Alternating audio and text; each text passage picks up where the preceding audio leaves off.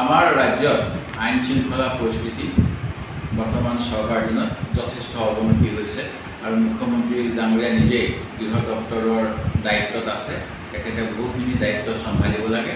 এই গতিকে সুসংগম গৃহ দপ্তৰটো তেখেতে খুব ভাল ধৰণে পৰ্যবেক্ষণ কৰিব পৰা নাই। এই গতিকে এজন স্বতন্ত্ৰ গৃহমন্ত্ৰী দিলে ভাল হ'ব নেকি, এই কথা মুখ্যমন্ত্ৰী মহোদয়ে বিবেচনা কৰক বুলি মই দাবী জনাইছোঁ। এই দাবী কৰাৰ মূল কেইবাটাও প্ৰসংগ আছে। প্ৰকৃততে আজি দুদিনমান পূৰ্বে শিৱসাগৰৰ এখন বিদ্যালয়ৰ এজন অধ্যক্ষক এজন কিশোৰে অতি নৃশংসভাৱে হত্যা কৰিলে আৰু এই ঘটনাটোত ড্ৰাগছৰ বিষয় আছে বুলি ইতিমধ্যে বিভিন্ন মহলত চৰ্চা হৈছে। অনুৰূপ ধৰণে কেইদিনমান পূৰ্বে হাঁহচৰা অঞ্চলৰ এজন বৃদ্ধ লোকক এজন যুৱকে নৈত ডিঙি কাটি উটুৱাই দিছিল আৰু সেই যুৱকজনো ড্ৰাগছত আসক্ত বুলি ইতিমধ্যে সংবাদ মহলত চৰ্চা হৈছে। অনুৰূপ ধৰণে আমাৰ বৰ্তমানে অসমৰ বিভিন্ন অঞ্চলত ড্ৰাগছৰ অবাধ প্ৰচলন চলি আছে। এই কথা আমি স্বীকাৰ কৰিব লাগিব। মুখ্যমন্ত্ৰী মহোদয়ে যি ড্ৰাগছ বিৰোধী অভিযান চলাইছে সেইখিনি এতিয়াও সফল হোৱা নাই। আমাৰ জিলাৰ হালুৱাটিং অঞ্চলেৰো ড্ৰাগছৰ ব্যৱসায় চলি থাকে আৰু বহু ড্ৰাগছ ব্যৱসায়ী যোৱা মাহটোৰ ভিতৰতে গ্ৰেপ্তাৰবৰণ কৰিছে বা তেওঁলোকে যিসকলে গ্ৰেপ্তাৰ কৰিব পৰা নাই পুলিচে তেখেতসকলে অসমলৈ ড্ৰাগছৰ সৰবৰাহ কৰিছে, এই কথা নিশ্চিত। ঠিক তেনেকৈ একাংশ আৰক্ষীৰ ড্ৰাগছ বা অন্যান্য কলা ব্যৱসায়ীসকলৰ লগত যে সম্পৰ্ক আছে এই কথাটো অস্বীকাৰ কৰিব নোৱাৰি।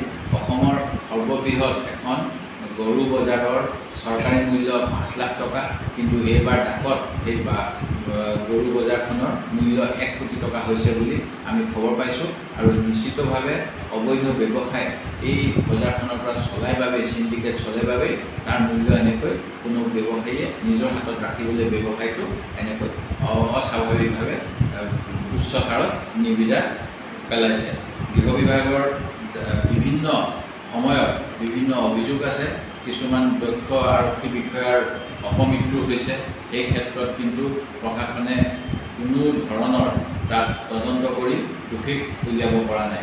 উদাহৰণস্বৰূপে জোনমণি ৰাভাৰ কথাটো আমি ক'ব পাৰোঁ। ঠিক তেনেকৈ 2016 চনতে অসমৰ শাসনভাৰ লোৱাৰে পৰা অসমৰ আইন শৃংখলা পৰিস্থিতিৰ যে অৱনতি ঘটিছিল এই কথাটো ৰাষ্ট্ৰীয় যি অপৰাধ record bureau national crime records ব্যুৰোৰ তথ্য একাধিক্ৰমে প্ৰকাশ পাইছে। 2021 চনৰ মাজভাগৰ পৰাই হোৱা এনকাউণ্টাৰ আৰু অভিযুক্তৰ বিৰুদ্ধে আইন বহিৰ্ভূত হত্যা বিভীষিকা নমাই আনি অসমৰ একাংশ লোকৰ মাজত মুখ্যমন্ত্ৰী যেনেধৰণে চমক সৃষ্টি কৰাৰ পিছতো জঘন্য অপৰাধজনিত ঘটনাৰ ক্ষেত্ৰত অসম দেশৰ ভিতৰত শীৰ্ষস্থান দখল কৰিবলৈ সক্ষম হৈছে। এই কথা গৃহ মন্ত্ৰণালয়ৰ ৰাষ্ট্ৰীয় অপৰাধ পঞ্জীয়ন সংখ্যাৰ পৰিসংখ্যা স্পষ্টভাৱে ওলায় আৰু এই ঘটনাৰ পৰা হাত সাৰিবলৈকে মুখ্যমন্ত্ৰী মহোদয়ে SP সকল আৰু OC সকলৰ কনফাৰেন্সত সকলো ধৰণৰ গোচৰ যাতে পুলিচে পঞ্জীয়ন নকৰে এই কথাও উল্লেখ কৰিছিল আৰু তাৰ বাবে অসমত অপৰাধজনিত ঘটনা কম হয় বুলি চৰকাৰীভাৱে এতিয়া নথি দেখাব বিচাৰিলেও আজি বিভিন্ন সংবাদ মাধ্যম বিভিন্ন স্থানীয় ৰাইজে অভিযোগ কৰে যে বহু ঘটনা হৈ থাকে যিসমূহত আৰক্ষীয়ে গোচৰ পঞ্জীয়ন কৰিবলৈ এলাহ কৰে। এইটো অতি দুৰ্ভাগ্যজনক কথা আৰু এনে হোৱাৰ ফলতেই আজি বিভিন্ন ধৰণৰ অপৰাধ অসমৰ ৰাজ্যত বৃদ্ধি পাইছে। নাৰীজনিত, শিশুজনিত বা অন্যান্য যৌন সম্বন্ধীয় ঘটনা বৃদ্ধি পাইছে আৰু এই গোটেইবিলাকৰ কাৰণে অসম চৰকাৰৰ যি গোচৰ পঞ্জীয়ন নকৰা যাতে নিজকে এখন আইন শৃংখলা নিয়ন্ত্ৰণত থকা ৰাজ্য বুলি তেওঁলোকে প্ৰতিপন্ন কৰিব বিচাৰে, এই এটা প্ৰচেষ্টাৰ বাবে এই ঘটনা হৈছে আমি ক'ব বিচাৰোঁ। বৰ্তমান এজাহাৰ দাখিল কৰা হয়, পুলিচে তাতকৈ কম পঞ্জীয়ন কৰে, এইটো এটা ধ্ৰুৱ সত্য আৰু ইয়াৰ যোগেদিয়ে 2022 চনৰ শেষৰ পৰা NCIBৰ তথ্যৰে মুখ্যমন্ত্ৰীয়ে অসমত অপৰাধ কম হৈছে বুলি ক'ব বিচাৰে, কিন্তু আমি বাতৰি কাকতত বিভিন্ন সময়ত পায়ে থাকোঁ যে বিভিন্ন ধৰণৰ অপৰাধ অসমত ঘটি আছে। মই নিজে আজি কিছুদিন পূৰ্বে দেৰগাঁৱত এটা মৃতদেহ ৰাস্তাৰ ওপৰত গলি পচি যোৱা দেখা পাইছিলোঁ, যি সম্পৰ্কে পুলিচৰ হাতত কোনো তথ্যই নাছিল। ঠিক তেনেকৈ ৰাজ্যজুৰি অপৰাধীসকলৰ প্ৰতি চৰকাৰী যি নীতি এই নীতিৰ ফলতে অপৰাধীসকলৰ সাহস ইমানেই বৃদ্ধি হৈছে যে দেশৰ তথা অসমৰ মূল বিৰোধী দল আমাৰ কংগ্ৰেছ দলৰ সভাপতি ভূপেন বৰাৰ ঘৰতো আনকি দুৰ্বৃত্তই দুৱাৰ খিৰিকী ভাঙি প্ৰৱেশ কৰি সুদীৰ্ঘ সময় তাণ্ডৱ চলাব পাৰিলে আৰু অসম প্ৰদেশ কংগ্ৰেছৰ সভাপতি ভূপেন বৰাৰ লখিমপুৰ জিলাৰ ভোগপুৰস্থিত বাসগৃহত নিশাৰ আন্ধাৰত দুৰ্বৃত্তৰ দলে চলোৱা তাণ্ডৱক কেতিয়াও এটা সাধাৰণ চুৰি ঘটনা বুলি আমি অভিহিত কৰিব নিবিচাৰোঁ।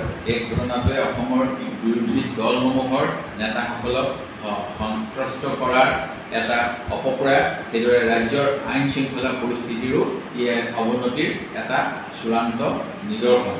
অসম চৰকাৰে ৰাজ্যখনৰ প্ৰধান বিৰোধী দলৰ প্ৰদেশ কংগ্ৰেছৰ সভাপতিৰ বাসগৃহ এটাৰ নিৰাপত্তা নিশ্চিত কৰিব নোৱাৰাটোৱে ৰাজ্যখনৰ সৰ্বাধিক লোকৰ জীৱন আৰু সম্পত্তিৰ নিৰাপত্তা কিমান দূৰ সুৰক্ষিত কৰিব পাৰিব, এই প্ৰশ্ন আজি আমাক সন্মুখত আনি দিছে।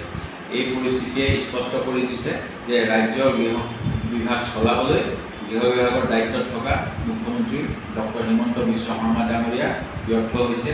এই গৃহ বিভাগৰ দায়িত্ব মুখ্যমন্ত্ৰীয়ে তেখেতৰ দলৰ কোনোবা কৰ্মদক্ষ সতীৰ্থক নিয়োজিত কৰিব লাগে আৰু মুখ্যমন্ত্ৰী মহোদয়ে নিজৰ কামৰ হেঁচা লগতে গৃহ বিভাগক গতিশীল দায়িত্বশীল ৰূপে গঢ় দি ৰাজ্যবাসীৰ জীৱন আৰু সম্পত্তিৰ নিৰাপত্তা নিশ্চিত কৰক, এই দাবী মই আজি উত্থাপন কৰিছোঁ। আপুনিও হাতত লৈছে নেকি ডাঙৰ ডাঙৰ কনষ্ট্ৰাকশ্যনৰ কাম? আপুনিও হাতত লৈছে নেকি ডাঙৰ ডাঙৰ প্ৰজেক্টৰ কাম? চিমেণ্ট ফেক্টৰী, ডাঙৰ ডাঙৰ ব্ৰিজ, ৰিফাইনেৰী প্লাণ্টকে আদি কৰি যিকোনো কনষ্ট্ৰাকশ্যনৰ কামৰ বাবে প্ৰয়োজন হয় ভিন্ন টাইপৰ ক্ৰেন ছাৰ্ভিচৰ। গতিকে এতিয়াই যোগাযোগ কৰক ক্ৰেনেক্স ক্ৰেন হায়াৰিঙক, য'ত crane available up to 500 tons capacity. যোগাযোগ নম্বৰ 0361405218 অথবা 9101145560 অথবা 9085099815। ঠিকনা ঘোষ এপাৰ্টমেণ্ট, ৰুম নং 2, second floor, opposite Guwahati refinery, main gate, Noonmati.